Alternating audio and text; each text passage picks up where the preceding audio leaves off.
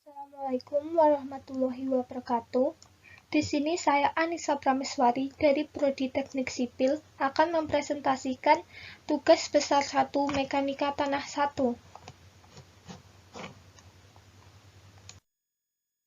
Untuk soal nomor 1 yaitu menjelaskan tentang penjelasan tanah dan batuan dan siklus batuan. Tanah adalah media berpori yang aktif secara biologi yang berkembang di lapisan teratas kerak bumi. Lapisan ini tersusun dari mineral, bahan organik, gas, cairan, dan berbagai organisme yang bersama-sama mendukung kehidupan agar dapat bertahan di atasnya. Kemudian di sini saya akan menyebutkan jenis-jenis tanah antara lain tanah liat, tanah humus, tanah alufal, tanah andosol, tanah etisol, dan tanah gambut. Tanah liat adalah tanah ini terbentuk dari proses batuan silika oleh asam karbonat. Untuk tanah humus terbentuk dari pembusukan tumbuhan. Tanah alufal terjadi karena endapan lumpur yang terbawa aliran sungai. Sedangkan tanah andosol terbentuk karena proses vulkanis gunung berapi.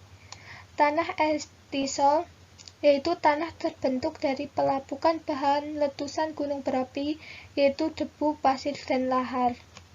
Kemudian, tanah gambut yaitu terjadi karena proses pelapukan bahan organik serta memiliki unsur hara dan kelembapan yang rendah. Di sini adalah tabel pembentukan tanah, yaitu dipengaruhi oleh dua faktor, yaitu faktor biotik dan faktor abiotik. Faktor biotik dipengaruhi oleh aktivitas mikroba atau jasareni, akar-akar vegetasi, aktivitas cacing tanah. Kemudian faktor abiotik yaitu dipengaruhi oleh pemanasan sinar matahari, curah hujan, air dan cuaca, aktivitas air permukaan, retakan pada batuan. Kemudian kedua faktor tersebut membuat batuan induk dan terbentuknya tanah.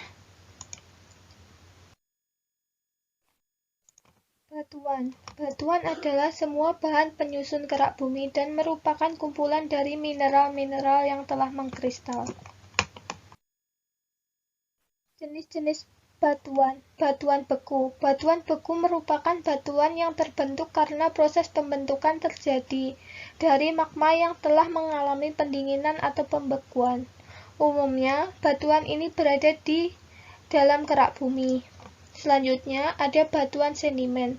Batuan sedimen adalah jenis batuan yang terbentuk di atas permukaan bumi dan terjadi proses pembekuan pada suhu tekanan udara rendah.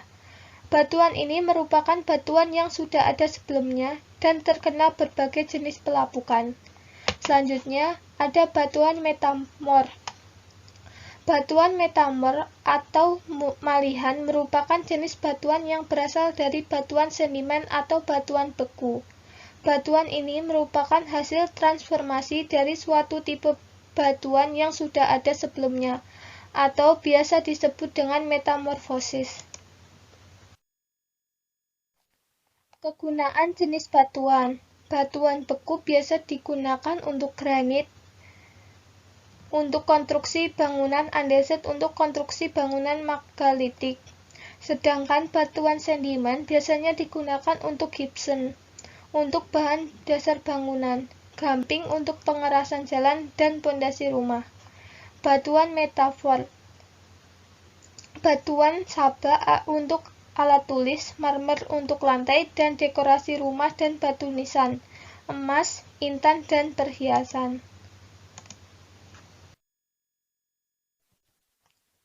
Siklus batuan. Siklus batuan dimulai dari magma, yaitu batuan cair dari bawah permukaan bumi. Berjalannya waktu dan adanya tekanan yang meningkat membuat magma membeku dan terjadi proses kristalisasi.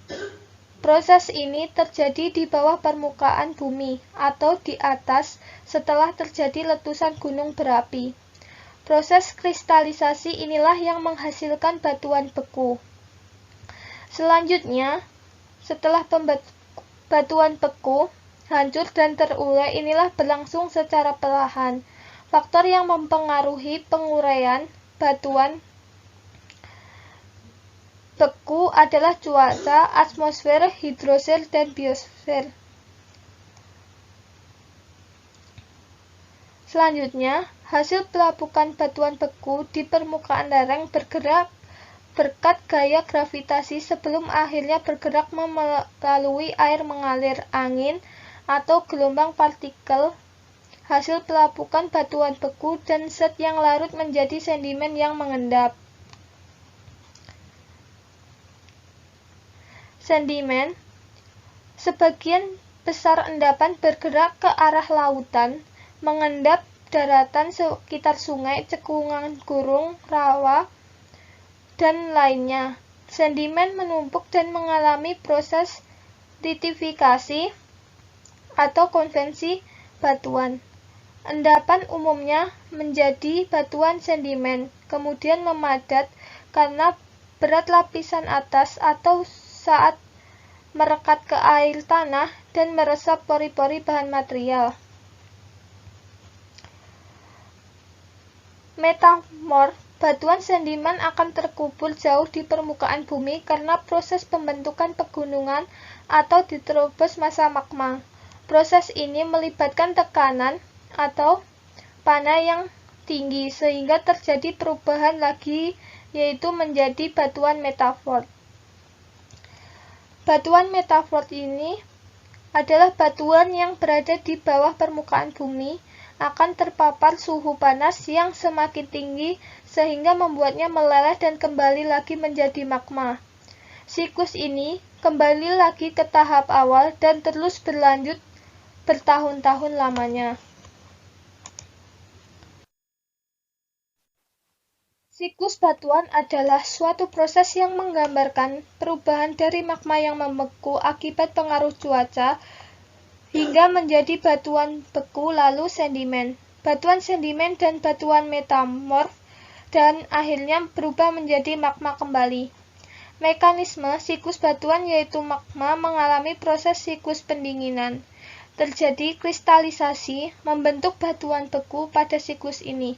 Ketika batu didorong jauh di bawah permukaan bumi, maka batuan dapat melebur menjadi magma. Berikut daftar pustakanya. Selanjutnya, jawaban nomor 2. Penyelidikan tanah. Penyelidikan tanah adalah kegiatan untuk mengetahui daya dukung dan karakteristik tanah serta kondisi geologi, seperti mengetahui susunan lapisan tanah atau sifat tanah. Mengetahui kekuatan lapisan tanah dalam rangka penyelidikan tanah merupakan dasar untuk keperluan fondasi bangunan, jalan, kepadatan, dan daya dukung tanah, serta mengetahui sifat korosivitas tanah. Penyelidikan tanah merupakan fase awal dalam desain konstruksi sipil. Secara umum, maksud dari pekerjaan penyelidikan tanah adalah untuk mendapatkan data teknis atau parameter tanah yang dapat mewakili kondisi tanah setempat untuk digunakan sebagai parameter desain. Tujuan penyelidikan tanah untuk menentukan kapasitas dukung tanah menurut fondasi yang dipilih, untuk mengetahui posisi muka air tanah, untuk mengetahui besarnya penurunan, dan pada proyek jalan, penyelidikan tanah berguna untuk menentukan letak-letak saluran, gorong-gorong, penentuan lokasi, dan massa bahan. Standar Nasional Penyelidikan Tanah di Indonesia, yaitu menurut SNI 8460 tahun 2017, Eurocode 7, Bridge Standard BS dan ASTM. Selanjutnya, apa pentingnya penyelidikan tanah dan sampel tanah yang baik? Penyelidikan tanah dan sampel tanah penting untuk dilakukan secara baik dan benar, sesuai standar yang telah ditentukan, terkait hal tata cara pelaksanaan pengujian di lapangan, pengambilan sampel, dan pengujian di laboratorium. Dari hasil penyelidikan tanah ini akan dipilih alternatif jenis kedalaman, serta dimensi pondasi yang paling ekonomis tetapi masih aman. Jadi penyelidikan tanah sangat penting dan mutlak dilakukan sebelum struktur itu mulai dikerjakan. Bagaimana penyelidikan tanah yang baik? Kriteria dari hasil yang diperoleh dari penyelidikan tanah tergantung dari banyak faktor yang dimulai pada saat pertama kali proses penyelidikan di lapangan, sampai dengan cara penyelidikan di laboratorium dilaksanakan. Suatu penyelidikan tanah dikatakan berhasil bila contoh tanah yang diambil terganggu sedikit mungkin sehingga sesuai dengan keadaan di lapangan, serta diselidiki di laboratorium sesuai dengan rencana menurut standar prosedur yang berlaku. Pengujian tanah di lapangan. Pengujian tanah di lapangan dilakukan untuk mengetahui kesesuaian lahan untuk proyek, kesulitan yang mungkin timbul selama proses konstruksi, dan juga jenis-jenis lapisan tanah di lokasi penyelidikan. Jenis-jenis pengujian tanah di lapangan. Yang pertama, uji hand boring menurut ASTM D145209. Yang kedua, uji penetrasi standar atau SPT menurut SNI 4153 tahun 2008. Kemudian yang ketiga, uji penetrasi kerucut statis atau sondir menurut SNI 2827 tahun 2008. Pengujian tanah di lapangan. Ini adalah gambar proses hand boring.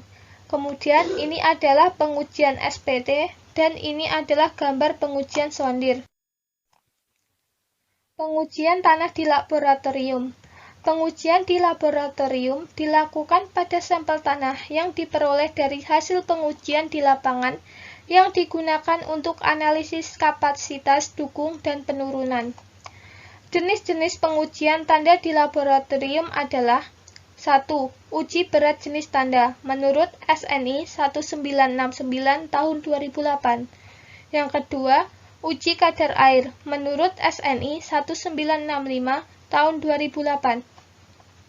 Uji analisis butiran yaitu menurut SNI 3423 tahun 2008. Keempat, uji batas Atterberg yaitu SNI 1966 2008, SNI 1967 tahun 2008, dan SNI 3422 tahun 2008. Kelima, uji triasial, yaitu menurut SNI 2813 tahun 2008.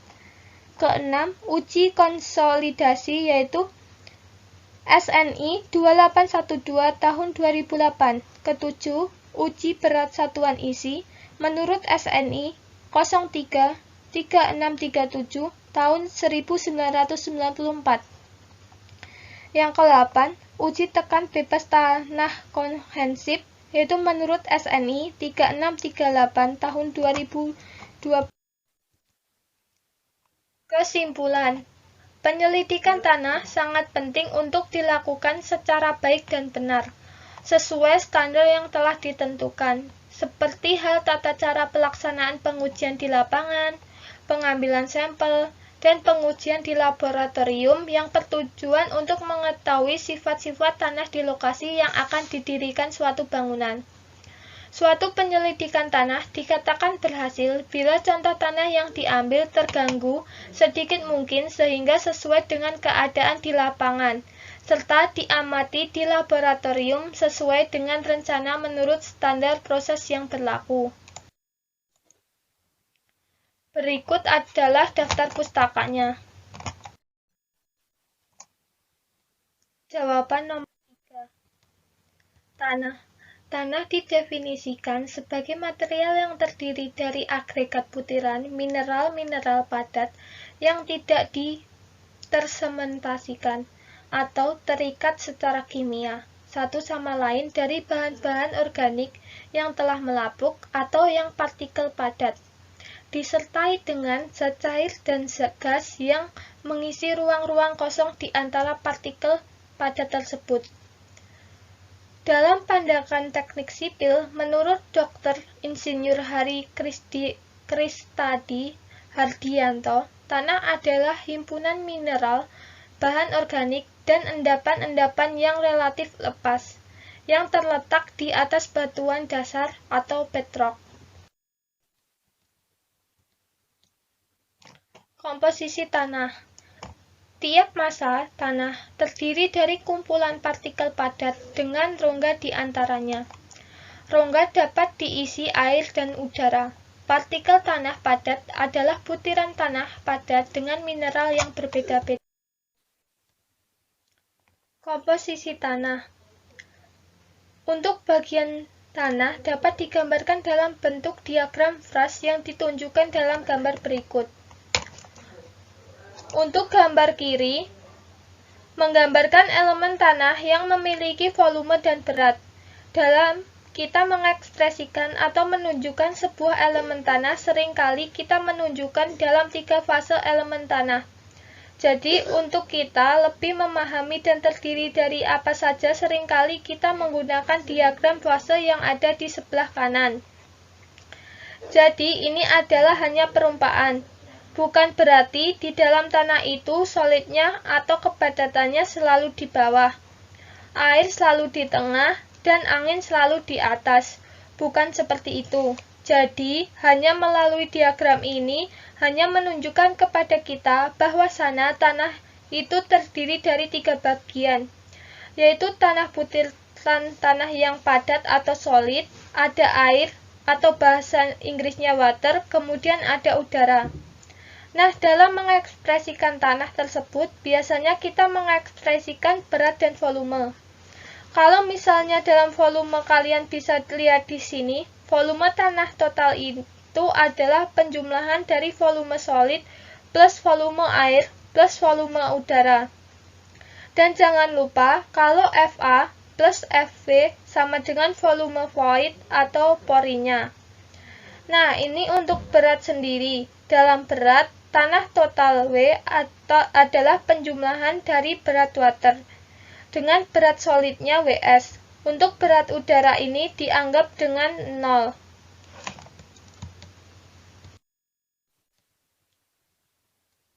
Hubungan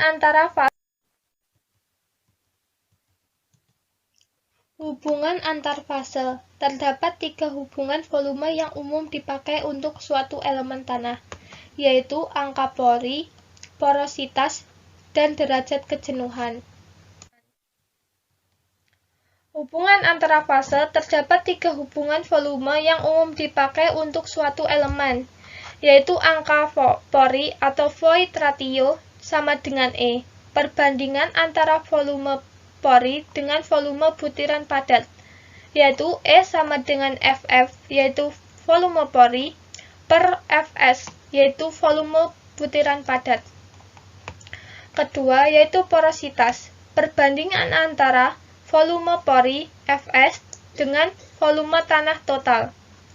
Hubungan E dan N, hubungan antara angka pori dan porositas, yaitu E sama dengan FF per Fs, sama dengan FF per F kurangi FF, sama dengan FF per F per 1 min FF per F, atau sama dengan N per 1 min N. E sama dengan N per 1 min N, di mana N sama dengan E per 1 plus E. Hubungan antar fase. Terdapat 3 hubungan volume yang umum dipakai untuk suatu elemen, yaitu derajat kejenuhan, atau sama dengan SR. SR sama dengan FV per VV kali 100%. Perbandingan antara volume air VW dengan volume pori VV. Di sini adalah tabel keadaan tanah. Tanah kering, derajat kejenuhannya 0. Tanah agak lembab, yaitu lebih besar dari 0 sampai 0,25. Kemudian selanjutnya. Masih di hubungan antar fase, terjadi dua hubungan berat yang umum dipakai untuk suatu elemen tanah, yaitu kadar air dan berat volume. Hubungan antar fase, terdapat dua hubungan berat yang umum dipakai untuk suatu elemen tanah, yaitu kadar air, atau WC. WC sama dengan WW per WS kali 100%. Perbandingan antara berat air WW dengan berat butiran padat WS. Hubungan antara fase, terdapat dua hubungan berat yang umum dipakai untuk suatu elemen tanah, yaitu berat volume, perbandingan antara berat tanah W dengan volume tanah total V, yaitu gamma sama dengan W per V. Berat volume basah sama dengan gamma B. Gamma B sama dengan W per V. Gamma B sama dengan GS kali gamma W kali 1 plus W per 1 plus E. Berat volume kering atau gamma D. Gamma D dapat dihitung dengan rumus WS per V atau sama dengan gamma per 1 plus WC atau water content. Gamma D sama dengan GS kali gamma W per 1 plus E. Berat volume butiran padat atau gamma S. Gamma S dihitung dari water solid per Vs. Berat volume jenuh air atau gamma set. Gamma set sama dengan dihitung dengan rumus gamma W dikali GS plus E per 1 plus E. Y-sat juga dapat dihitung dengan rumus gamma D dikali water content plus 1. Berat spesifik atau berat jenis. Perbandingan antara berat volume padat atau gamma S dengan berat volume air atau gamma W. GS sama dengan gamma S per gamma W, di mana GS adalah berat spesifik butiran pasar dan gamma S adalah berat volume butiran padat. Gamma S sama dengan WS per VS atau gamma W sama dengan WW per VW. Bisa jadi VW sama dengan WW per gamma W. Gamma W sama dengan berat volume air, sama dengan 1000 kg per meter persegi. Di sini adalah tabel berat jenis tanah.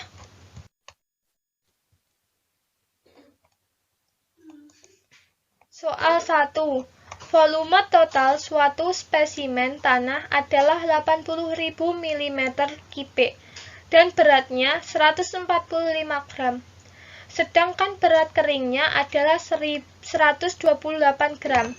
Kepadatan butir tanah adalah 2,68. Berdasarkan informasi tersebut, hitunglah A. Kadar air, B. Void ratio, C. Porositas, D. Kederajatan kejenuhan, E. Kepadatan kering, F. Kepadatan jenuh. Jawaban. Diketahui volume total sama dengan 80.000 mm3. Maka dijadikan cm kubik yaitu 80 cm3. Kemudian berat tanah basah W sama dengan 145 gram. Berat tanah kecil atau water solid sama dengan 128 gram. Kepadatan butir atau GS sama dengan 2,68. Berat volume air atau gamma Y sama dengan 1 gram per cm kubik. Dari data tersebut dapat dihitung berat air menggunakan rumus W per WS, yaitu 145 gram dikurangi 120 gram, maka berat air tersebut 17 gram. Kemudian, volume butir tanah atau VS dihitung dengan rumus GS sama dengan gamma T per gamma Y. 2,68 sama dengan gamma S per gamma W sama dengan WS per VS per 1 sama dengan VS per VS. 2,68 sama dengan WS per VS. 2,68 sama dengan 128 gram per VS. VS sama dengan 128 gram per 2,68 memperoleh hasil 47,76 cm3. Kemudian volume udara atau VA yaitu menggunakan rumus VS plus VW plus VA. VA sama dengan V kurangi VS kurangi VW. Pindah ruas. VA sama dengan 80 cm3 dikurangi 47,76 cm3 dikurangi 17 cm, maka VA sama dengan 15,24 cm3. Volume pori atau VV dihitung dengan rumus VW plus VA.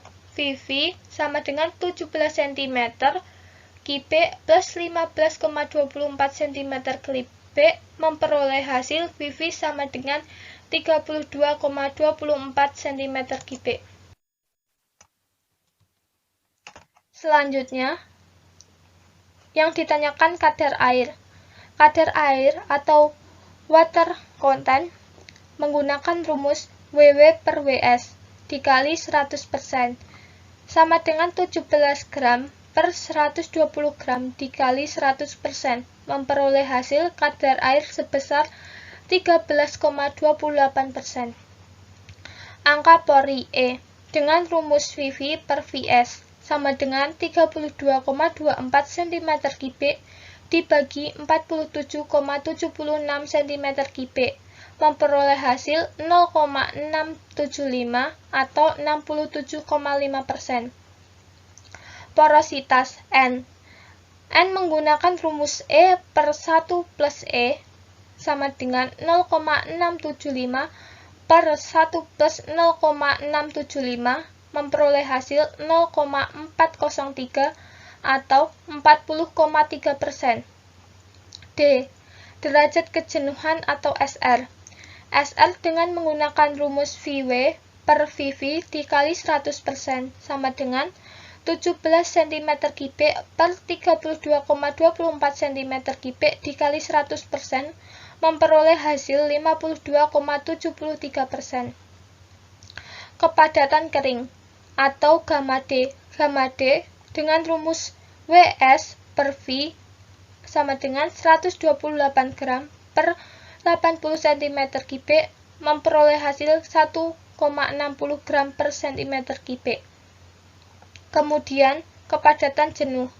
Kepadatan jenuh atau gamma sat.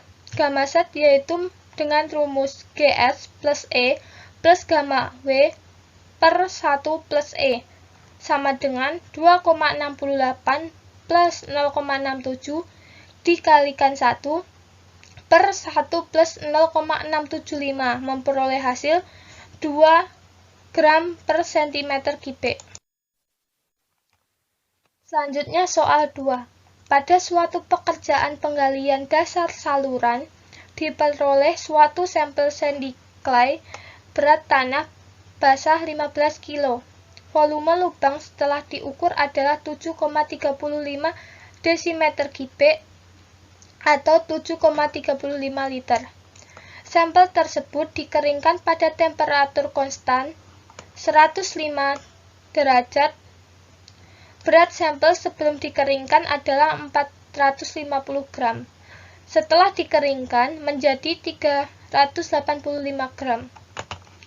Berat jenis tanah atau kepadatan butir sama dengan 2,68 gram. Hitunglah A. Kepadatan basah, B. Kadar air, C. Kepadatan kering, D. Derajat kejenuhan, E. Porositas, F. Angka pori.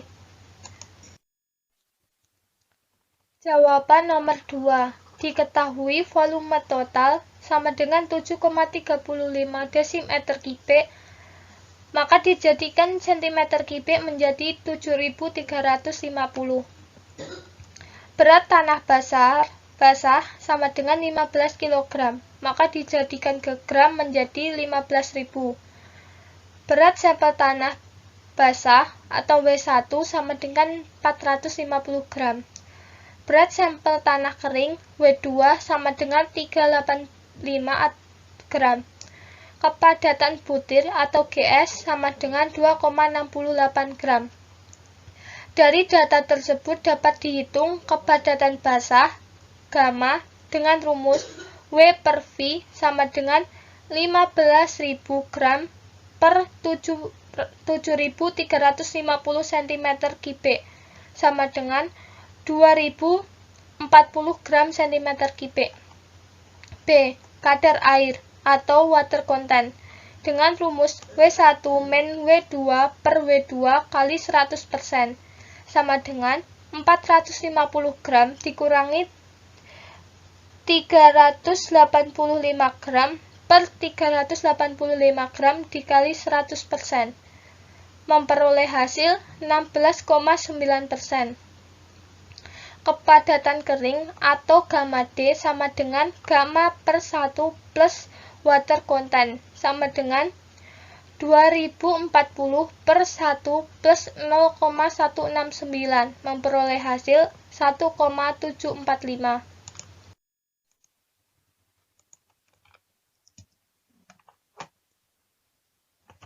Dari nilai kepadatan kering dapat dicari nilai berat butiran atau WS. Berat butiran WS atau gamma D sama dengan WS per V, yaitu 1,745 sama dengan WS per 7.350 cm3. Maka pindah ruas WS sama dengan 1745 gram per cm3 dikali 7.350 cm3. WS sama dengan 12.825,75 gram. Berat air atau WW sama dengan W per WS sama dengan 15.000 gram dikurangi 12.825,75 gram, memperoleh hasil 2.174,25 gram. Volume butir atau VS dengan rumus GS sama dengan gamma S per gamma W, yaitu 2,68 sama dengan gamma S per gamma W sama dengan WS per VS per 1 sama dengan WS per VS. 2,68 sama dengan WS per VS. 2,68 sama dengan 12.824,25 gram per VS. VS pindah ruas ke kiri menjadi 12.825,75 gram dibagi 2,68, maka memperoleh hasil 4.785,73 cm3.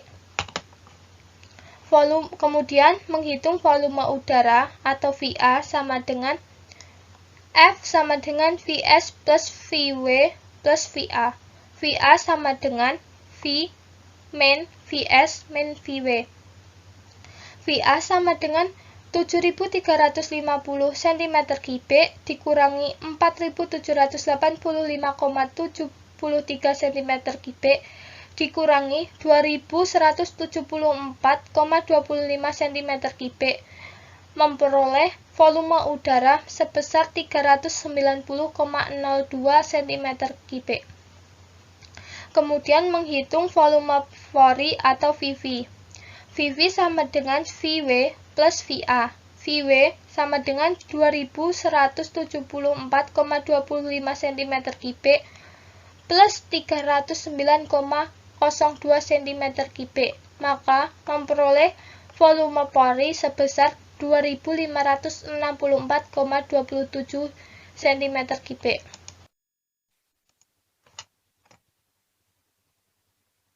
Selanjutnya menghitung derajat kejenuhan atau SR. SR dengan rumus VW per VV dikali 100% memperoleh hasil 84,79%. Kemudian E, porositas, N sama dengan VV per V memperoleh hasil porositas sebesar 34,9%. Angka pori. Angka pori dengan rumus VV per VS sama dengan 2564,27 cm3 per 4785,73 cm3 memperoleh hasil 0,536 atau 53,6%. Berikut adalah daftar pustakanya. Jawaban nomor 6. Analisa ayakan. Analisis gradasi butiran. Tujuan untuk menentukan variasi ukuran partikel-partikel yang ada pada tanah atau klasifikasi tanah. Dibagi menjadi dua, yaitu analisis saringan untuk partikel-partikel berdiameter lebih besar dari 0,075 mm atau kerikil, pasir, dan campuran. Kemudian, analisis hidrometer, yaitu untuk partikel-partikel berdiameter lebih kecil dari 0,075 mm atau lanau dan lempung. Standar pengujian menggunakan analisis saringan, yaitu SNI 1968 tahun 1990 F menggunakan analisa saringan.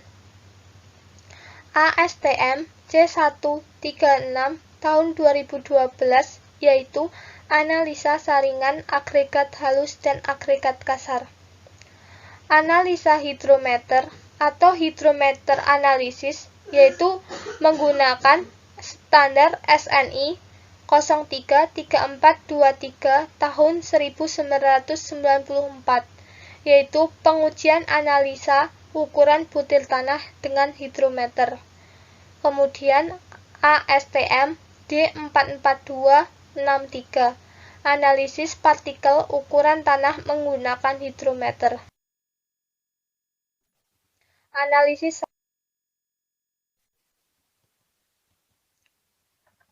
standar ukuran saringan dan hubungannya dengan lubang saringan. Nomor ayakan menunjukkan jumlah lubang per lebar 1 inci atau 2,54 cm. Contoh, ayakan nomor 10 artinya setiap 1 inci terdapat 10 kali 10 atau sama dengan 100 lubang. Peralatan yang dipakai yaitu sieve shaker dan set of sieve atau satu set saringan. Langkah kerja. Yang pertama, siapkan alat dan bahan yang akan digunakan. Keringkan sampel tanah basah dengan menggunakan oven selama 24 jam. Sampel tanah yang telah kering biasanya berbentuk gumpalan-gumpalan sehingga perlu dipecah menjadi partikel yang lebih kecil. Timbang sampel tanah sebanyak 500 gram, kemudian diayak dengan menggunakan mesin ayakan yang tersedia. Timbang berat tanah yang tertahan pada masing-masing ayakan. Untuk perhitungan, di sini ada tabel perhitungan, yaitu ada nomor ayakan, lubang ayakan milimeter, berat tanah tertahan atau W, persentase berat tanah tertahan persentase dengan rumus berat tanah tertahan per W total dikali 100%. Kemudian persentase berat tanah tertahan. Dan di sini ada persentase butiran yang tertahan. Ada catatan khusus, persentase berat tanah yang hilang harus kurang dari 2%.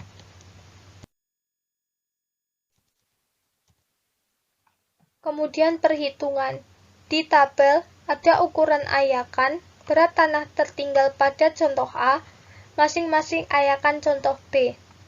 Ditanyakan, hitung berapa persentase kerikil, pasir, dan butir halus untuk masing-masing tanah. Kemudian yang B, hitung CU dan CC untuk masing-masing tanah dan berikan komentar.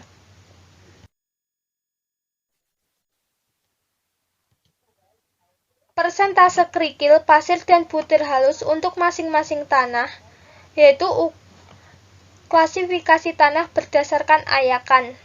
Kerikil lolos saringan 3 in dan tertahan di nomor 4, dia 27,2%.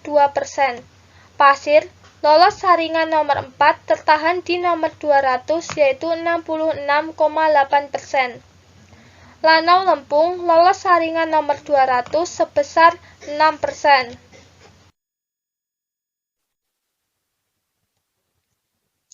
Persentase kerikil, pasir, butir halus untuk masing-masing tanah.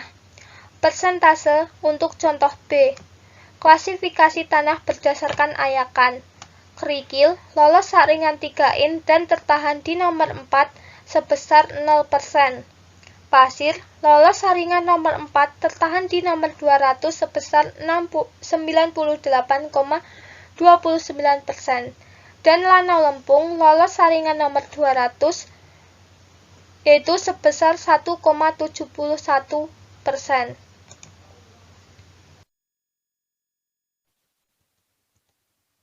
Selanjutnya, perhitungan CU dan CC. Perhitungan untuk contoh A.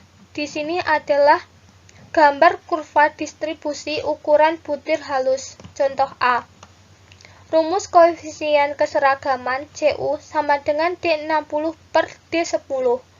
Rumus koefisien kelengkungan CC sama dengan D30 kuadrat per D10 dikali D60.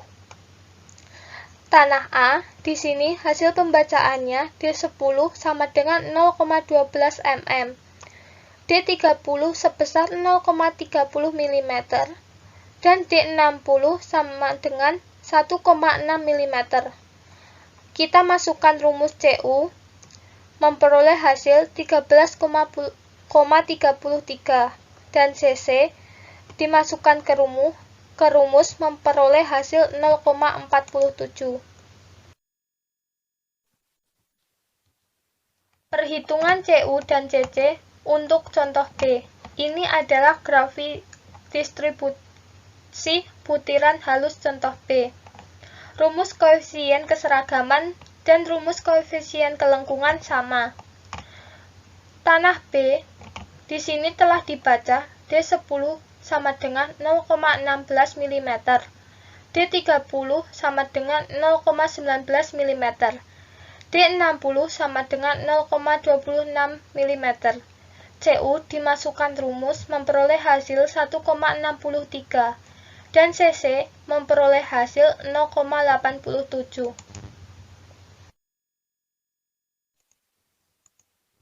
Kesimpulan. Kesimpulan tanah A diketahui bahwa tanah tersebut bergradasi buruk, walaupun memiliki nilai CU lebih besar dari 6, namun memiliki CC kurang dari 1, dan untuk tanah B diketahui bahwa tanah tersebut termasuk bergradasi buruk, karena memiliki koefisien CU dan CC yang sangat kecil. Analisis hidrometer. Peralatannya menggunakan saringan nomor 200, gelas silinder 125 dan 1000 ml, oven, alat ukur hidrometer, alat pengaduk, karet penutup dengan diameter sama dengan gelas ukur dengan temperatur tetap, stopwatch.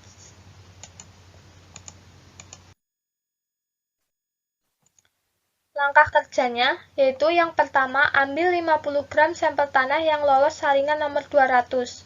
Kemudian, campur tanah dengan 125 cc larutan kalgon 4%. Kemudian, diamkan campuran selama 8-12 jam. Setelah itu, campur kembali dengan menggunakan mixer. Lalu masukkan campuran ke dalam gelas ukur B, tambahkan aquades dengan 1000 cc, tutup mulut gelas dengan karet, lalu kocok agar tercampur rata. Kemudian, siapkan gelas ukur lain A untuk menentukan zero correction. 875 cc aquades plus 125 cc larutan kalgon 4%. Kemudian letakkan kedua gelas ukur pada bak ukur yang telah diatur temperaturnya. Lalu masukkan alat hidrometer pada gelas ukur B secara perlahan dan lakukan pembacaan waktu 0,25, 0,50, 1, dan 2 menit lalu catat hasilnya. Kemudian lanjutkan menggunakan pembacaan dengan pencatatan hasil 4, 8, 15, 30, 60, 120, 240, 480, 1440, 2880 menit hingga campuran pada gelas ukur B tampak jernih. Masukkan alat hidrometer pada gelas ukur A, lakukan pembacaan dan pencatatan seperti pada gelas ukur B.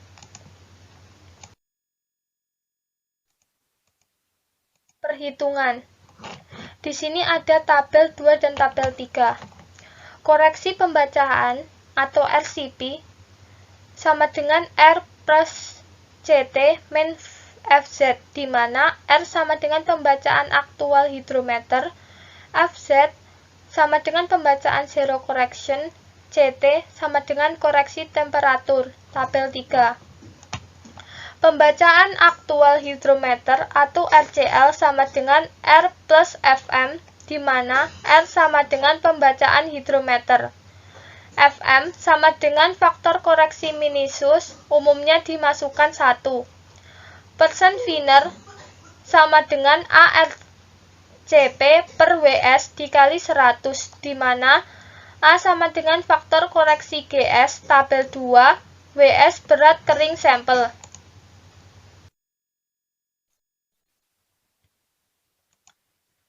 Perhitungan. Diameter butir D sama dengan K akar L per T, di mana K dapat dilihat pada tabel 6, dan T sama dengan waktu per menit. L sama dengan kedalaman efektif mm di tabel 5.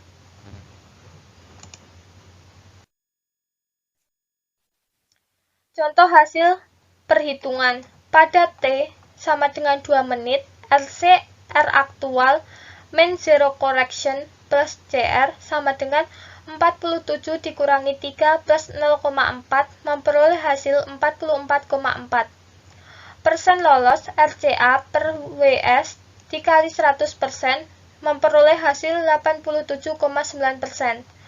Koreksi hidrometer untuk minusus sama dengan 47 plus 1 sama dengan 48%. L sama dengan 8,4 dari tabel.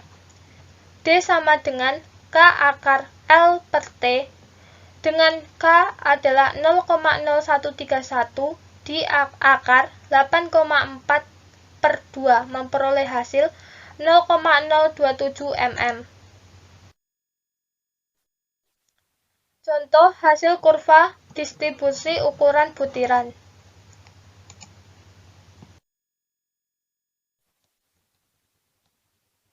Parameter yang diperlukan untuk klasifikasi tanah. Ukuran efektif D10, di mana ukuran butiran yang 10% lolos ayakan. Koefisien keseragaman atau CU dengan rumus D60 per D10, di mana D60 adalah ukuran butiran yang lolos 60% ayakan. Koefisien kelengkungan CU sama dengan D30 kuadrat per D60 dikali D10, di mana D30 ukuran butiran yang 30% lolos ayakan. Kerikil bergradasi baik apabila CU lebih dari 4 cc antara 1 dan 3. Dikatakan pasir bergradasi baik apabila CU lebih dari 6 cc antara 1 dan 3. Tanah bergradasi baik apabila CU lebih besar dari 15 cc antara 1 dan 3. Jawaban nomor 5, batas-batas Atterberg. Kita akan membahas yang pertama yaitu pengertian dan fungsi dari LL, PL, SL, PI, dan LI dalam batas-batas Atterberg dan apa fungsinya dalam mekanika tanah. Yang kedua yaitu contoh soal batas-batas Atterberg pada suatu contoh tanah. Batas-batas Atterberg pada awal tahun 1900, seorang ilmuwan dari Swedia bernama Albert Atterberg mengembangkan metode untuk menjelaskan sifat konsistensi tanah berbutir halus pada kadar air yang bervariasi, yang sekarang kita kenal sebagai Atterberg limits. Pengertian dan fungsi batas cair atau liquid limit LL. Batas cair adalah kadar air tertentu di mana perilaku berubah dalam kondisi plastis ke cair. Pada kadar air tersebut, tanah mempunyai geser terendah. Dalam mekanika tanah, percobaan ini dimaksudkan untuk menentukan kadar air suatu tanah pada keadaan batas cair. Batas cair adalah kadar air batas di mana suatu tanah berubah dari keadaan cair menjadi plastis. Pengertian dan fungsi batas plastis atau plastis limit. Batas plastis adalah kadar air terendah di mana tanah mulai bersifat plastis, di mana terjadi transisi dalam keadaan semi padat ke plastis. Dalam hal ini, sifat plastis ditentukan berdasarkan kondisi di mana tanah yang digulung oleh telapak tangan di atas kaca mulai retak setelah mencapai 1/8 inci atau 3,2 mm. Dalam keadaan tanah, percobaan ini dimaksudkan untuk menentukan kadar air suatu tanah pada keadaan batas plastis. Pengertian dan fungsi batas susut atau SL. Batas susut adalah kondisi kadar air pada kedudukan antara daerah semi padat dan padat, yaitu presentasi kadar air di mana pengurangan kadar air selanjutnya tidak mengakibatkan perubahan volume tanah. Dalam mekanika tanah, percobaan ini dimaksudkan untuk menentukan kadar air pada batas semi padat dan keadaan padat yang disebut juga dengan batas susut, dan digunakan untuk menentukan sifat-sifat tanah. Pengertian dan fungsi indeks plastisitas atau PI. Indeks plastisitas adalah parameter yang diukur dari selisih antara batas cair dan batas plastisnya, atau PI sama dengan LL per LL kurangi PL. Semakin besar nilai indeks plastisitasnya, maka semakin besar kemungkinan tanah dalam kondisi plastis. Sehingga semakin besar nilai dari indeks plastisitasnya, maka akan semakin tidak kondusif terhadap bangunan sivil, karena sifat tanahnya yang plastis. Kemudian, pengertian dan fungsi indeks cair. Indeks cair adalah kondisi kadar air yang berguna untuk mengevaluasi tanah jika tanah tersebut pada kondisi terganggu. LI sama dengan water content per PL per PI. LI lebih besar atau sama dengan 1 berarti dia sensitif clay. Hubungan antara batas cair dan indeks plastisitasnya dapat digunakan untuk mengidentifikasi jenis tanah, untuk menentukan sifat tanah dari tanah kohensif. Contoh soal batas-batas Atterberg pada suatu contoh tanah. Hasil-hasil batas Atterberg pada contoh tanah memberikan hasil seperti pada tabel tersebut, yaitu jumlah ketukan, nomor pengujian, masa batas total atau tanah plus cawan, masa kering total atau tanah plus cawan, masa cawan. Untuk uji plastis memperoleh hasil, nomor cawan, masa basah total, masa kering total, dan masa cawan. Di sini ditanyakan yaitu yang A, tentukan batas cair tanah tersebut. B, tentukan batas plastik tanah tersebut. C, berapakah indeks plastisitasnya tanah tersebut. D, jika kadar air natural untuk tanah tersebut di lapangan sebesar 27%, tentukan harga LI tanah tersebut, serta prediksikan keadaan tanah tersebut di lapangan. Penyelesaian tabel 1. Jumlah ketukan di sini di tabel Misal jumlah ketukan 17, 21, 26, 30, 34. Ada nomor pengujian yaitu A1A, 1B, 2A, 2B, 3A, 3B, 4A, 4B, 5A, 5B. Kemudian masa basah total yaitu tanah plus cawan atau W2. Juga memperoleh masa kering total, masa cawan, berat air, kadar air, dan rata-rata kadar air. Kadar air diperoleh dari rata-rata sampel tanah ini. Kemudian untuk menentukan batas cair LL dari tanah, yaitu dengan jumlah pukulan kadar air persen. Dari grafik di samping didapatkan bersama kurva Y sama dengan min 4,379 in per X plus 45,726. Kemudian dimasukkan data X sama dengan 25 sebagai berikut. Memperoleh hasil Y sama dengan 31,63%. Maka diperoleh batas cair sampel tanah A sebesar 31,63%. Contoh masih di contoh soal, yaitu yang B menentukan batas plastisnya. Batas plastis diperoleh dari rata-rata kadar air, yaitu 31,66%. Yang C menentukan indeks plastis PI dari tanah. Diketahui batas cair LL 31,63 dan batas plastisnya 31,66, maka indeks plastisitasnya 0,03.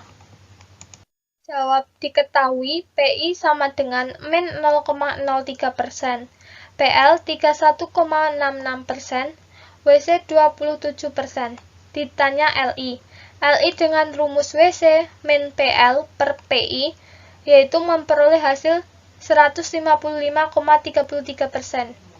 Dari uraian perhitungan indeks plastisitasnya di atas, maka nilai yang didapat adalah min 0,03%, yang berarti nilainya kurang dari 0, mengindikasikan keadaan tanah di lapangan non-plastis dan tergolong jenis pasir.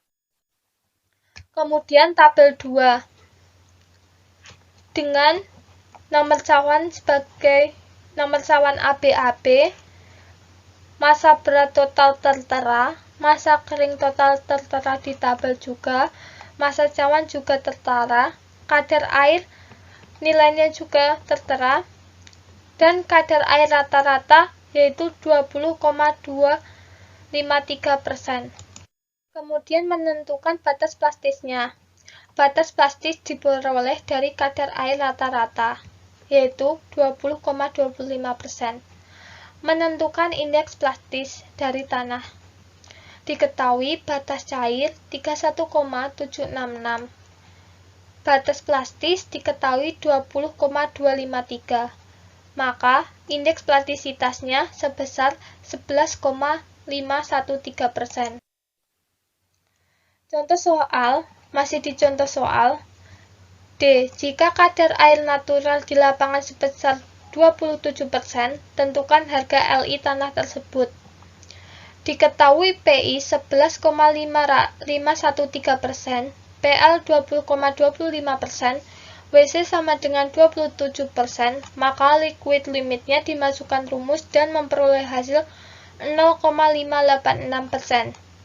Dari uraian perhitungan indeks plastisitas di atas, maka nilai didapat adalah 11,513%, yang berarti nilainya 7/17 mengidentifikasikan keadaan tanah di lapangan memiliki plastisitasnya yang sedang dan tergolong jenis tanah lempung berlanau.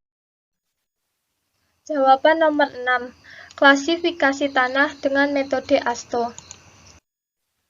Klasifikasi tanah menurut metode ASTO dibagi menjadi dua klasifikasi umum, yaitu tanah berbutir dan tanah lanau lempung. Dikatakan tanah berbutir apabila tanah tersebut lolos ayakan nomor 200 kurang dari atau sama dengan 35%. Dan dikatakan tanah lanau lempung apabila tanah tersebut lolos ayakan nomor 200 lebih dari 35%. Dalam metode ASTO, menggunakan ayakan nomor 10, nomor 40, nomor 200. Dan dalam metode ASTO dibagi menjadi 7 kelompok, yaitu A1, A3, A2, A4, A5, A6, A7. Di A1 dibagi menjadi 2 sub, yaitu A1A dan A1B.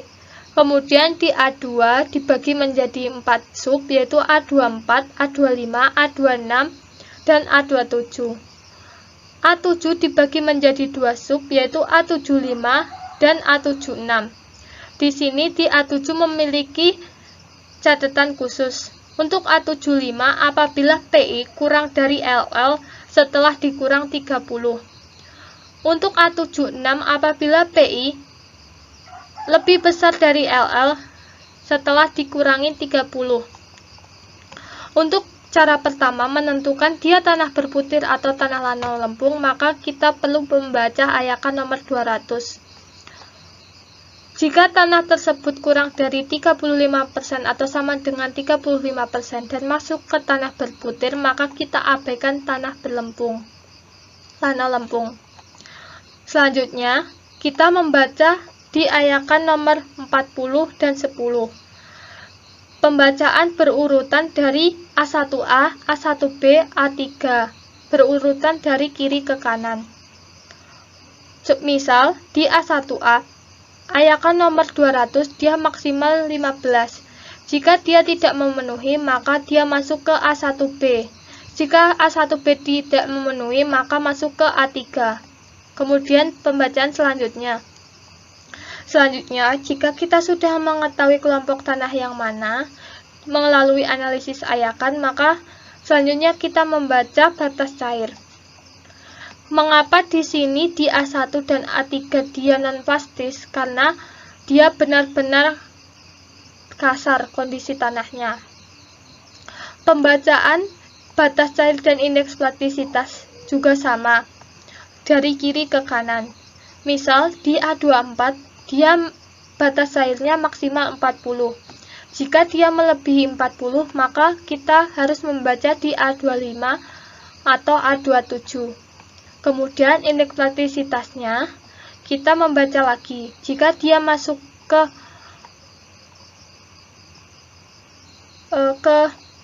A24, maka dia maksimal 10. Berarti di bawah 10 dia masuk ke A24 atau A26. Kemudian jika kita sudah mengetahui kelompok tanah mana, maka kita sudah mengetahui tipe material yang dominan. Apakah dia batu pecah kerikil pasir, pasir halus, kerikil dan pasir yang berlanau, atau tanah berlanau, atau tanah berlempung. Dan kita sudah tahu penilaian sebagai bahan tanah dasar bagaimana. Apakah baik sekali, sampai baik, atau jelek. Kemudian lanjut ke soal. Di sini ada grafik 1, ada 3 sampel, yaitu sampel 1, 2, dan 3. Untuk sampel 1, ayakan nomor 200-nya memperoleh hasil 2%. Maka dapat kita simpulkan dia masuk ke tanah berbutir. Selanjutnya, kita membaca di ayakan nomor 40. Di sini, di ayakan nomor 40, di A1 dia tidak memenuhi, maka kemungkinan tanah ada di A3 dan A2. Selanjutnya pembacaan di ayakan nomor 10. Di sini A3 sama A2 masih memenuhi, maka untuk analisis ayakan kemungkinan ada di A3 dan A2. Selanjutnya kita membaca batas Atterberg atau sifat fraksi yang lolos ayakan nomor 40.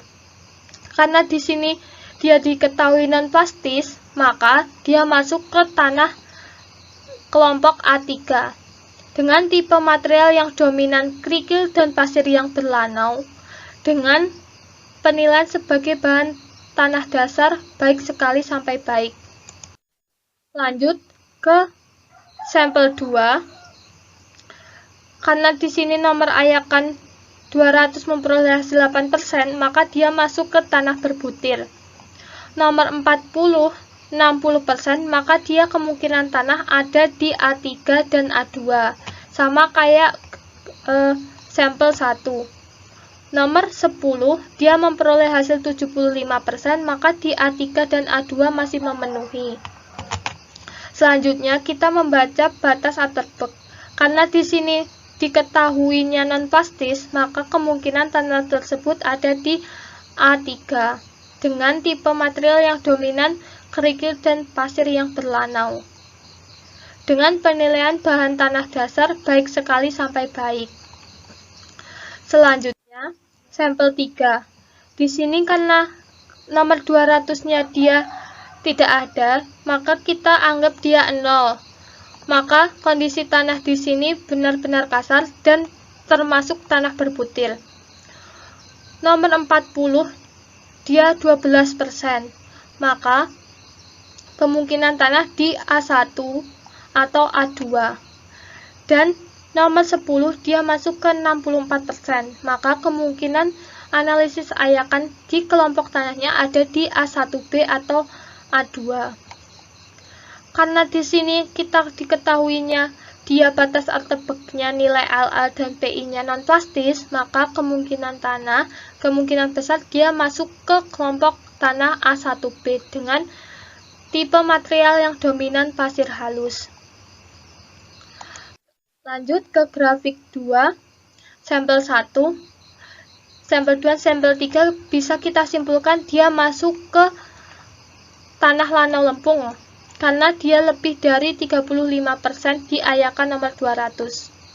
Sampel 1, kemungkinan tanah ada di A4, A5, A6, A7 karena di A4, A5, A6, A7 hanya nomor 200 minimal 35%, otomatis di ayakan nomor 40 dan nomor 10 otomatis lolos.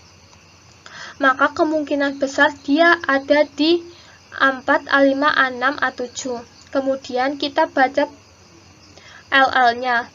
Karena di sini LL-nya 95, maka kemungkinan tanah ada di A5 atau A7. Kemudian kita baca PI-nya. Di sini PI kita mengetahui dia nilainya 39. Maka tanah tersebut masuk kelompok tanah A7. Tapi di A7 ada dua kelompok tanah yaitu A75 dan A76. Kita harus membaca ketentuan di catatan ini. Karena 95 dikurangi 30 dia 65, sedangkan di sini A75 PI kurang dari atau sama dengan LL setelah dikurangi 30, maka dia masuk ke A75. Untuk sampel 2, dia sama kayak sampel 1. Di sini kemungkinan tanah, menurut analisis ayakan, ada di A4, A5, A6, dan A7. Kemudian setelah kita membaca LL, dia kemungkinan ada di A5 atau A7. Dan setelah kita membaca PI sebesar 27%, maka dia masuk ke tanah A7. Karena di sini LL PI-nya setelah dikurangi 30 masih besar dari PI, maka dia masuk ke A75. Selanjutnya, sampel 3.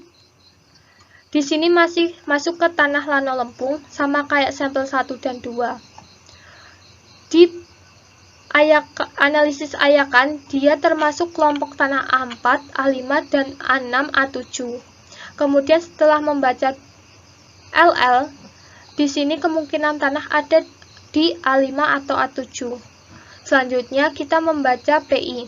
Karena di sini 19, dia masuk ke A7. Catatan di 50 LL, setelah dikurangi 30, dia lebih besar dari PI. Maka dia masuk ke A75. Selanjutnya, grafik 3 ada dua sampel. Sampel 1 dan sampel 2. Di sini kita bisa mengetahui bahwa sampel 1 dia masuk ke tanah lanau lempung karena nomor 200-nya lebih dari 35%, yaitu 38%. maka kemungkinan tanah ada di A4, A5, A6, A7.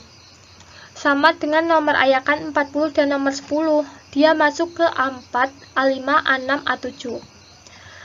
LL di sini 23, maka kemungkinan ada di A4 atau A6. Selanjutnya kita membaca PI. Karena PI-nya kita 10, maka dia masuk ke kelompok tanah A4. Selanjutnya, sampel tanah 2.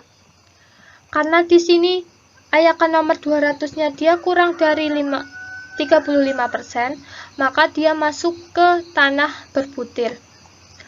Di Ayakan nomor 40 82% dan di nomor Ayakan nomor 10 dia 90%, maka kemungkinan tanah ada di A2. Selanjutnya, kita membaca nilai LL. Di sini diketahui 23, maka kemungkinan tanah A masuk di A24 atau A26.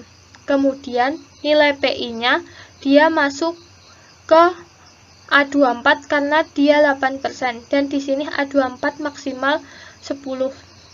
Maka dia masuk ke kelompok tanah A24. Lanjut ke grafik 4. Di sini ada 3 sampel, yaitu sampel 1, 2, dan 3. Untuk sampel 1, di Ayakan nomor 200 adalah dia 29%, maka kemungkinan tanah ada di A2. Karena kita tidak mengetahui dia nilai LL dan PI-nya, maka kita dapat simpulkan tanah tersebut masuk ke kelompok tanah A2.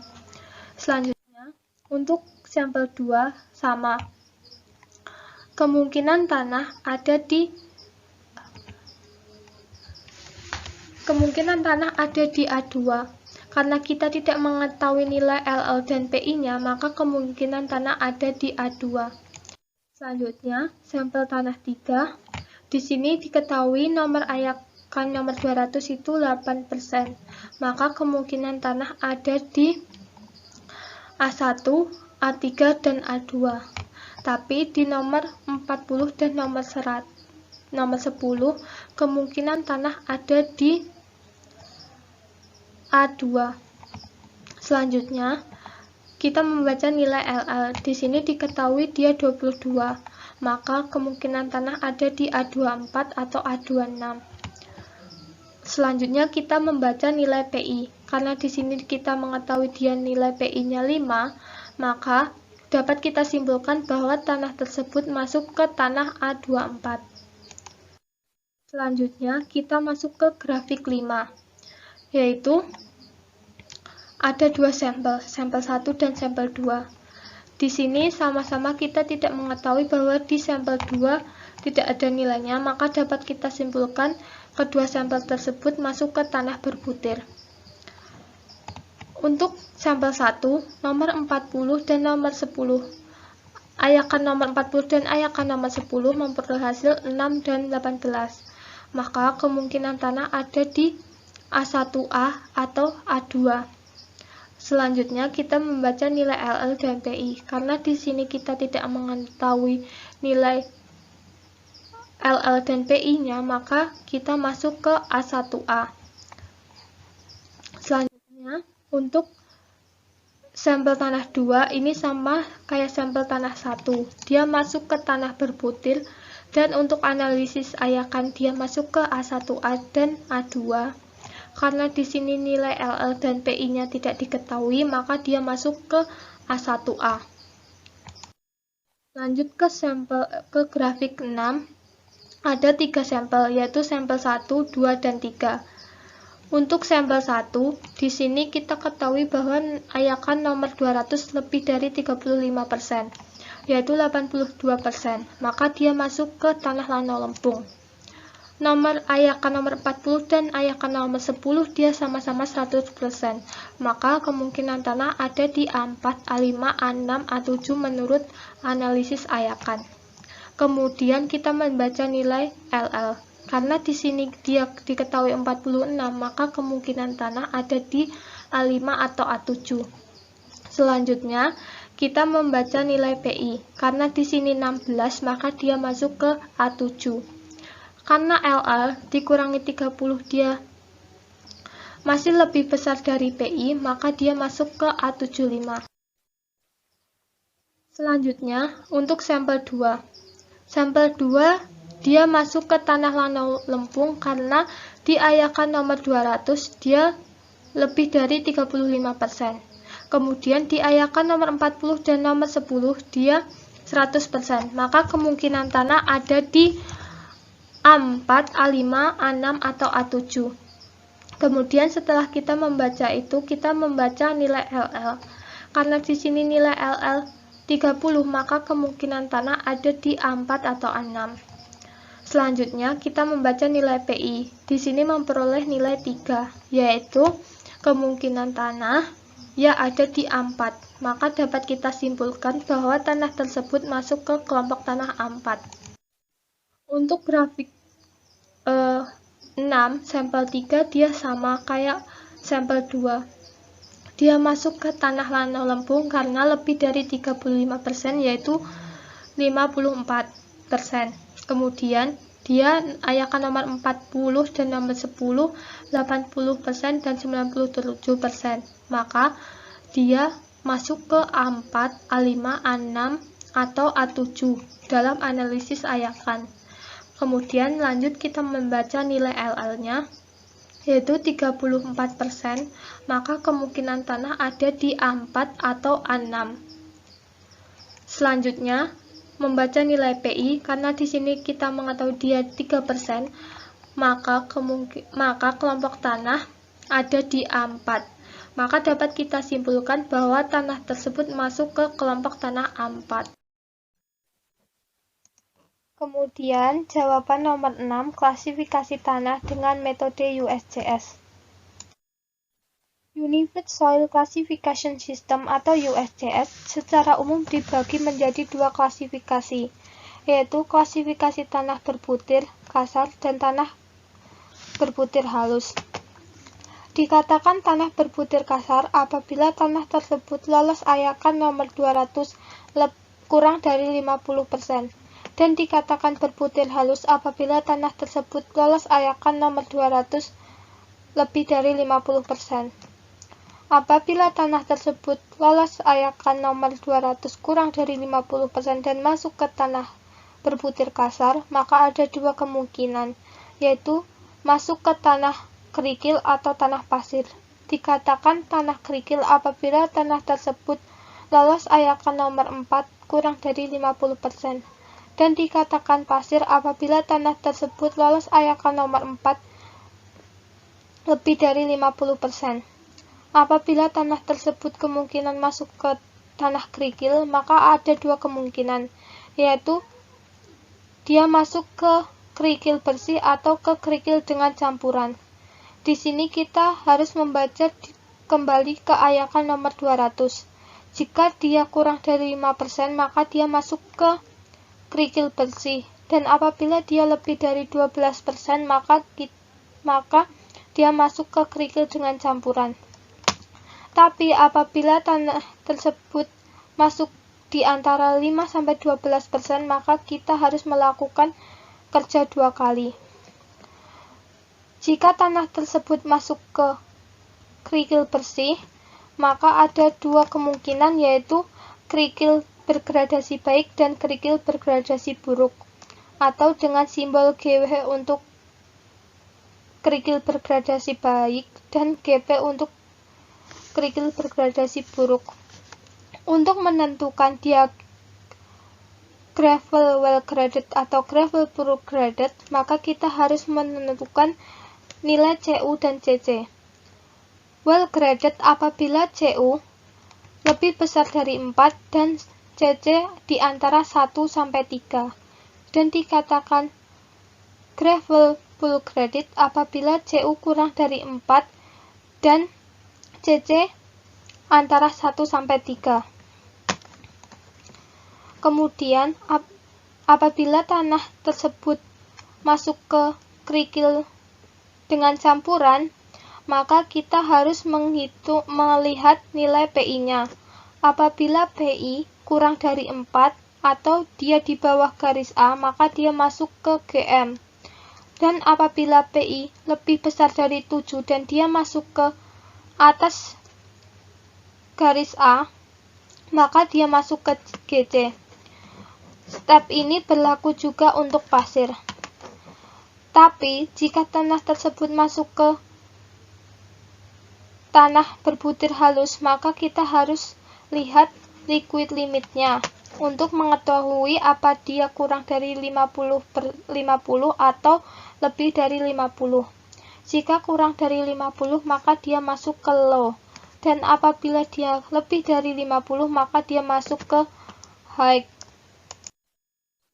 Ini adalah plasticity chart untuk mengetahui dia masuk ke mo atau ke clay. Untuk di bawah garis A-line dan liquid limit kurang dari 50, maka dia masuk ke ML or OL. Dan apabila dia di bawah garis A-line dan masuk ke liquid limit lebih dari 50%, maka dia masuk ke MH or OH. Tapi, jika dia masuk ke liquid limit kurang dari 50% dan di atas garis A-line, maka dia masuk ke CL or OL. Dan apabila liquid limit lebih dari 50% dan di atas garis A-line, maka dia masuk ke CH or OH. Di sini antara 4-7, maka dia masuk ke garis arsir. Maka dia memiliki simbol ganda, yaitu CL ML. Lanjut ke soal.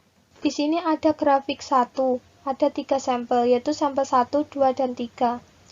Untuk sampel 1, ayakan nomor 200, dia 2%, maka dia masuk ke tanah berbutir kasar. Selanjutnya kita membaca di ayakan nomor 4. Karena di sini ayakan nomor 40 dia 100%, maka otomatis di ayakan nomor 4 dia 100%. Maka dia masuk ke pasir. Untuk mengetahui dia pasir bersih atau pasir dengan campuran, maka kita perlu membaca di ayakan nomor 200. Karena di sini 2% dan pasir bersih kurang dari 5%, maka dia masuk ke pasir bersih. Untuk menentukan dia sand well graded atau sand pool graded, maka kita melihat nilai CU dan CC-nya. Di sini nilai CU-nya memenuhi karena lebih dari 6, tapi syarat well graded harus memenuhi keduanya. Di sini CC tidak memenuhi karena CC untuk well graded antara 1-3, maka dia masuk ke SP, kelompok tanah SP. Untuk sampel 2, di sini memperoleh hasil 8%, maka dia masuk ke tanah berbutir kasar. Selanjutnya membaca ayakan nomor 4, 75%, maka dia lebih dari 50%, maka dia masuk ke pasir. Tanah tersebut masuk ke pasir bersih atau kotor. Karena dia di antara 5-12, maka tanah tersebut harus kerja 2 kali, yaitu melihat nilai CU dan CC dan melihat nilai PI-nya. Di sini nilai CU kurang dari 6, maka dia masuk ke SP otomatis, walaupun nilai CC-nya dia memenuhi. Untuk simbol keduanya, karena di sini nilai PI-nya non plastis, maka dia masuk ke SM, maka simbol gandanya SPSM. Selanjutnya untuk sampel tanah 3, di sini dia 0, maka dia masuk ke tanah berbutir kasar. Dan ayakan nomor 4, dia 90%, maka dia masuk ke pasir. Dia masuk ke pasir well graded atau pool graded, maka kita lihat nilai CU-nya. Di sini nilai CU memenuhi karena dia 6 dan CC-nya dia masih di antara 1-3, maka dia masuk ke sand well graded. Selanjutnya grafik 2. Dapat kita simpulkan bahwa ketika sampel ini dia masuk ke tanah berbutir halus karena ketiganya di ayakan nomor 200 lebih dari 50%. Selanjutnya untuk sampel 1 kita membaca nilai LL-nya. Karena kita telah menemukan nilai LL-nya lebih dari 50, maka dapat kita simpulkan dia masuk ke high. Selanjutnya, setelah kita mengeplot nilai PI dan LL-nya di plasticity chart, maka dapat kita simpulkan kelompok sampel 1 dia masuk ke kelompok tanah MH or OH. Untuk memastikan dia MH or OH, maka kita memerlukan penelitian lebih lanjut secara langsung dengan melihat warna tanah tersebut dan lain-lainnya. Untuk sampel tanah 2, dia sama kayak sampel tanah 1. Kita membaca nilai LL-nya. Karena di sini lebih dari 50, maka dia masuk ke high. Setelah dimasukkan atau diplot ke grafik plasticity chart, maka dia masuk ke MH or OH. Untuk sampel 3 dia sama kayak sampel 1 2. Di sini LL-nya lebih dari 50%, maka dia masuk ke high dan setelah dimasukkan atau diplot di plasticity chart, maka dia masuk ke MH or OH. Selanjutnya grafik ketiga. Di sini ada 2 sampel. Di sini dapat kita simpulkan kedua sampel tersebut masuk ke tanah berbutir kasar. Dan ayakan nomor 4-nya dia lebih dari 50%, maka keduanya masuk ke pasir. Di sini untuk mengetahui dia pasir bersih atau pasir campuran, kita membaca lagi di ayakan nomor 200. Keduanya lebih dari 12%. Maka kemungkinan tanah ada di SC atau SM. Karena nilai PI keduanya lebih dari 7, maka dia masuk ke SC. Dapat kita simpulkan di grafik 3, kedua sampel ini masuk ke kelompok tanah SC. Selanjutnya grafik 4, dapat kita simpulkan bahwa ketiganya masuk ke tanah berbutir kasar. Setelah membaca ayakan nomor 4 dengan sampel 1 85, sampel 2 75, sampel 3 100%, maka dia masuk ke pasir. Selanjutnya kita balik lagi membaca di ayakan nomor 200.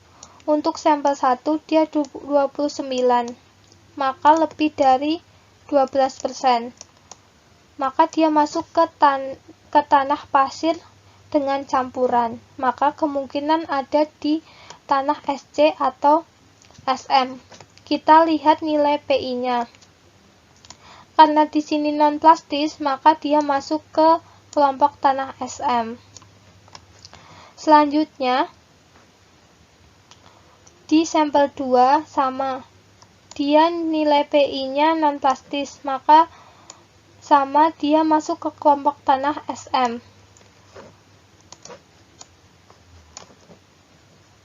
Untuk sampel tanah 3, di sini nilai PI-nya 5, berarti di antara 4 sampai 7. Sedangkan di plasticity chart-nya dia masuk ke daerah arsiran, maka ada double simbol lagi. Dan di sini di ayakan nomor 200 dia di antara 5 sampai 12. Maka ada 3 simbol nantinya. Nilai CU dia tidak memenuhi, tapi nilai CC memenuhi, maka dia masuk ke SP. Setelah mengeplot nilai LL dan PI di plasticity chart-nya, maka kita peroleh dia di garis arsir, maka dia masuk ke SC-SM.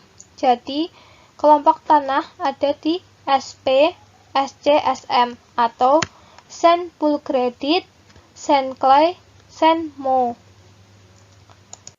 Selanjutnya, kita menjadi grafik 5. dapat kita simpulkan dia masuk ke butir kasar. Selanjutnya kita membaca di ayakan nomor 4, dia kurang dari 50% keduanya, maka kemungkinan tanah ada di kerikil. Untuk mengetahui dia kerikil bersih atau kerikil dengan campuran, maka kita kembali lagi membaca di ayakan nomor 200. Kedua sampel tanah tersebut kurang dari 5%, maka masuk ke gravel bersih. Maka kita membaca nilai CU dan CC-nya. Untuk sampel tanah 1, CU-nya memenuhi, tapi CC-nya memenuhi, maka dia masuk ke GW. Untuk sampel tanah 2, CU-nya dia memenuhi, tapi CC-nya tidak memenuhi, maka dia masuk ke kelompok tanah GP atau gravel pool graded. Selanjutnya lanjut ke grafik 6. Di sini ada 3 sampel. Dapat kita simpulkan ketiganya masuk ke tanah berbutir halus karena di ayakan nomor 200 persentase lolosnya lebih dari 50%. Kemudian kita melihat nilai LL-nya. Di sini nilai ketiga sampel LL-nya kurang dari 50%. Maka dia masuk ke low. Untuk sampel tanah 1, dia masuk ke tanah CL karena sudah dimasukkan nilai PI dan LL-nya ke plasticity chart. Dan untuk sampel 2 dan 3, setelah dimasukkan ke plasticity chart nilai LL dan PI-nya, maka dia memperoleh kelompok tanah ML or OL. Terima kasih atas kesempatannya. Apabila ada kesalahan, mohon dimaafkan.